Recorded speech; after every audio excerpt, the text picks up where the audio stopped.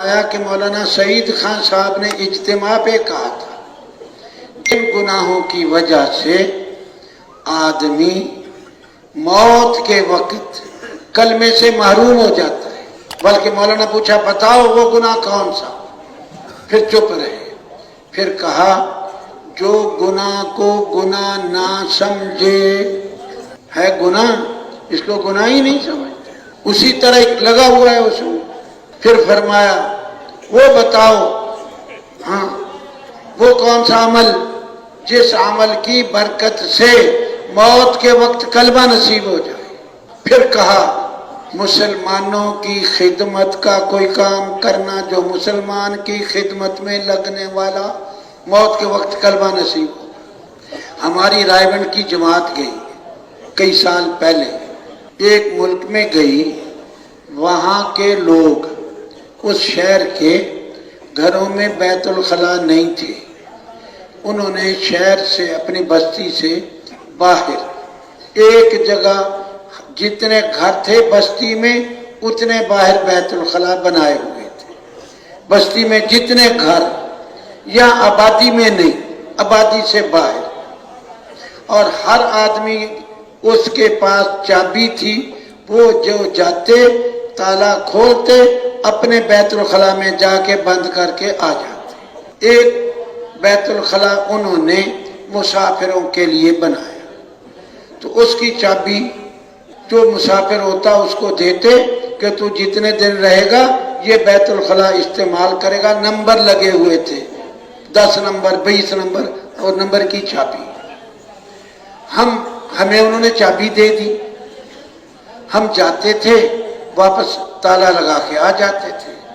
ایک رات کو کام کرتے کرتے ہمیں دیر ہو گئی، رات جب اجتماعی اعمال سے فارغ ہوئے تو 2-3 آدمی بیت الخلاء گئے رات کو، وہاں جو پہنچے پھر جیب میں ہاتھ ڈالا تو چابی نہیں، ان کو تھا کہ چابی ہمارے پاس ہے لیکن چابی بھول آئی۔ پھر واپس آئے کہ چابی لائیں، دور سے آنا پڑے گا، پھر جانا پڑے گا، پھر آنا پڑے گا، پریشان تھے۔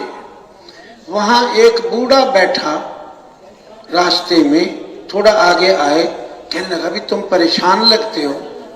کہا ہاں ہماری چابی ادھر بھول گئی، بھول آئے، ہم وہ جائیں گے پھر لائیں گے پھر ہم فارغ ہوں گے۔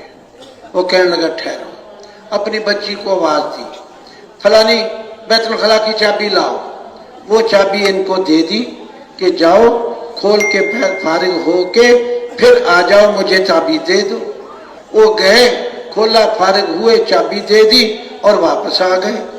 تھوڑی دور واپس چلے، پھر خیال آیا بھئی ہم نے ان کو دعوت تو دی نہیں، اس نے ہمارے اوپر احسان کیا تو ہم اس کو کوئی تھوڑی بات کرتے۔ ہم واپس گئے، واپس جا کے اس سے تعارف کیا، وہ عیسائی تھا۔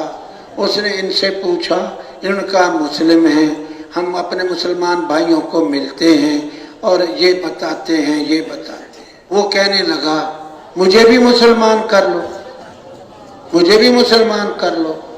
انہوں نے اس کو بھی کلمہ پڑھا دیا، دین کی باتیں بتا دی، اللہ ایک ہے، توحید، رسالت، جو چیزیں اس کو بتا دی، مسلمان کر دیا اور واپس آ گئے۔ صبح کو